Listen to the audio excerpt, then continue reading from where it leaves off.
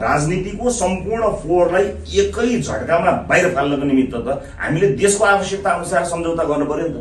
भागभण्डाको बुदा त 7वटा बुदामा एउटा बुदा छ, बाँकी 6वटा बुदा तपाईँहरूले पढिदिनु पर्यो। बाँकी 6वटा बुदामा अबको 10 वर्षमा हामी कहाँ पुग्छौँ भन्ने कुरा हामीले भनेका छौँ। यो त छलफल गरेर भनेका छौँ।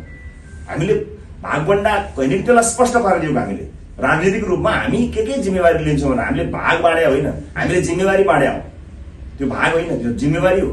राष्ट्रको आवश्यकता अनुसार हामीले गरेको जिम्मेवारी अनुसार नागरिकको चाहना अनुरूप भएको छ। जनताले त सेलिब्रेट गरे नि, कहीँ विरोध गरेको त हामीले त पाएका छैनौँ।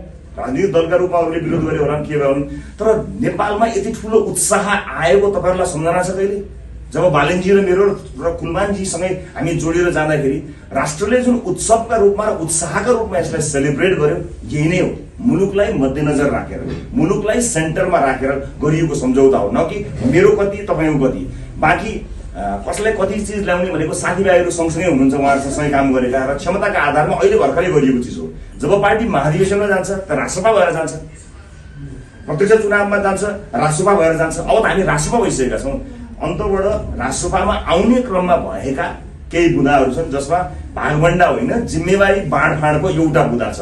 बाँकी बुदा नीति, विचार, सिद्धान्त, उद्देश्य र 10 वर्षमा मुलुकलाई हामीले के टार्गेटमा लिएर जाने कुरामा केन्द्रित भएको हुनाले हामीले हेर्ने दृष्टिकोण, त्यो नेरेटिभ कहीँबाट त्यस्तो बन्यो होला। अब हामी सोच्ने ढङ्ग, नेरेटिभ बनाउने ढङ्ग पनि चेन्ज गर्नुपर्छ। पछिल्लो परिस्थिति जुन राजनीतिक घटनाक्रमहरू भए र विशेष गरेर हामी नयाँ भनौँ चाहिँ जसरी एक ठाउँमा उभिएर जाने भन्ने हाम्रो निर्णय अलिकति छोटो समयमा भयो, त्यसले हामीलाई अलिकति तयारीमा हाम्रो समय नपुगेको जरुर हो।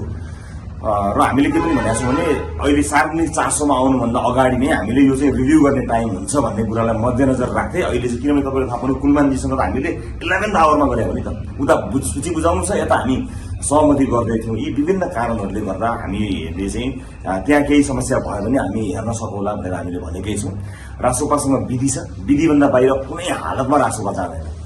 परिवारवादमा राष्ट्रसभा स्पष्ट छ, विधानले नै दिँदैन।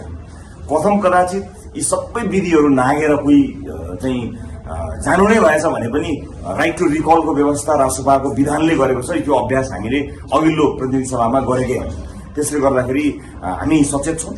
तर यो समयले गर्दाखेरि हामीले यो अझै 2 दिन अरू पनि केही विवादहरू छन् कि अझै केही पनि आउँछन् कि भनेर हामी वेट गरिरहेका छौँ। यो 2 दिनमा हामी देखिएका जति पनि जायज गुनासोहरू छन् सबै सम्बोधन गर्छौँ। हामीले बोक्नुपर्ने एउटा पनि मान्छे छैन, पार्टीले एउटा कोही मान्छे छैन, किनभने विधानले नै यसलाई स्पष्ट पारेको हुनाले साथीहरूलाई म निर्धक्क हुन्छु। तर यो लोकतन्त्रको एउटा सुन्दरता यो हो कि गुनासोहरू आउन थालेको छ, आएपछि त्यसलाई अझ सहजीकरण, त्यसलाई समाधान गर्न सहजीकरण हुने जुन एउटा लोकतान्त्रिक अभ्यास अहिले हामीबाट सुरु भएको छ, यो खबरदारी हाम्रो लागि सुवर्ण अवसर हो। म खबरदारीका लागि धन्यवाद दिन चाहन्छु। तर कुनै त्यस्तो समस्या आउनेवाला छैन। हामी 2 दिन अझै कुरिरहेका छौँ।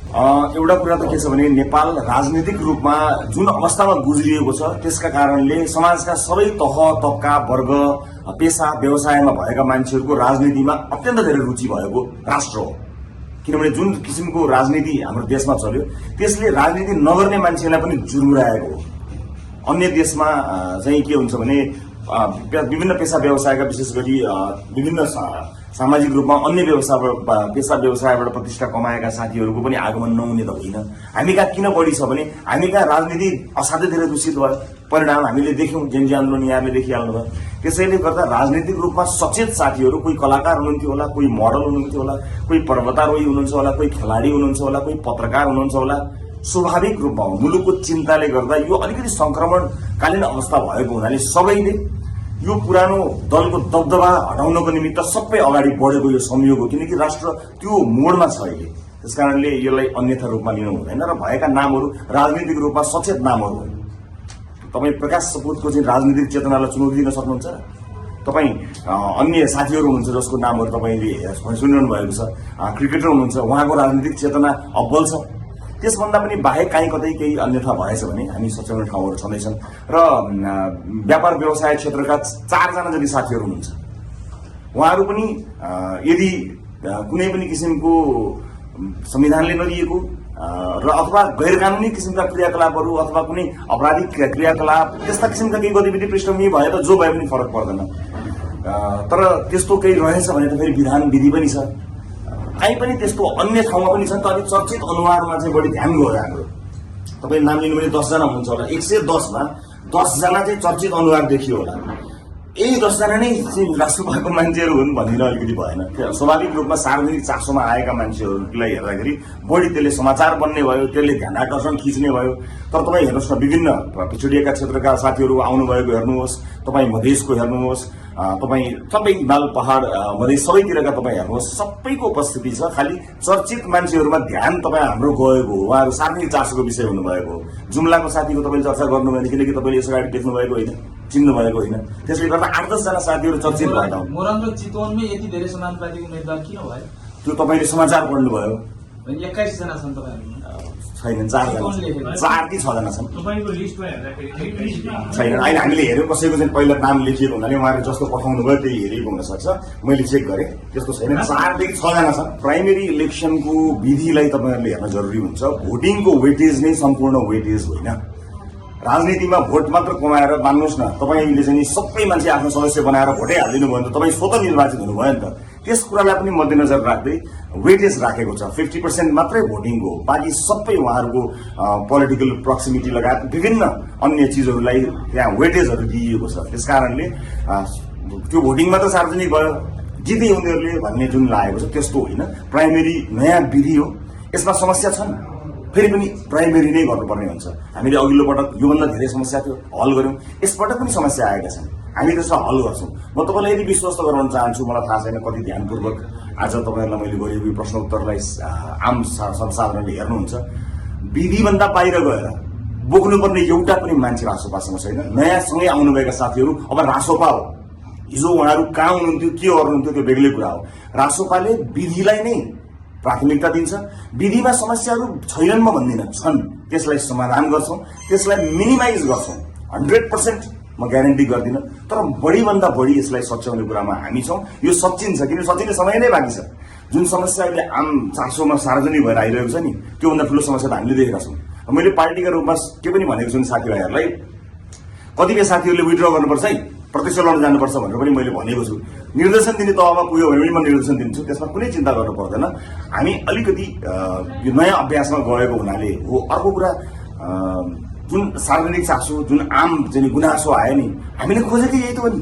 लोकतन्त्र मजबुत हुने नै यही हो नि। अघिल्ला राजनीतिक दलहरूभित्र भएका समानुपातिका एक मान्छेलाई केलाएर अहिले जसरी प्रश्न गरिएको थियो, हामीले हिजोदेखि त्यो प्रश्न गर्न सकेको भए, त्यति खबरदारी गर्न सकेको भए, हामीलाई जसै गरे खबरदारी गर्न सकेको भए लोकतन्त्र यति ठुलो मजाकको विषय बन्ने थिएन। र आज तपाईँहरूले चिन्ता गर्नुभएको खेलाडी आए, पत्रकार आए नि, देश बचाउन किन आउँदैन?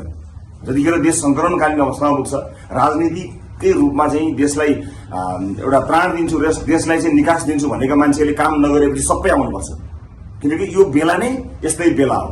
त्यस कारणले गर्दा खबरदारी यो निरन्तर रहनुपर्छ। यो हाम्रो लागि अत्यन्तै सुध्रिने अवसर हो।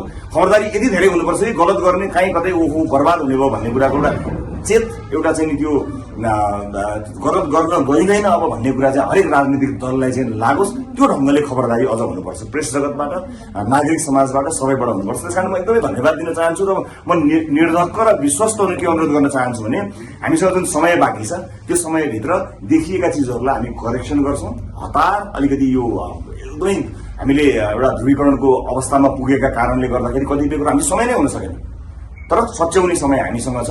तपाईँहरूले र आम सर्वसाधारणले जुन परिवर्तनको अपेक्षा गर्नुभएको छ, नयाँ पनि उस्तै भनेर भन्ने अवस्था रहँदैन। केही समस्या फेरि पनि रहन्छन्, तिनलाई सुधार्दै जाने म सम्पूर्ण सरकारवालाहरूलाई तपाईँहरूकै मार्फत आजकै यही पत्रकार साथीहरूसँगको यो भेटघाट माध्यमबाट नै म स्पष्ट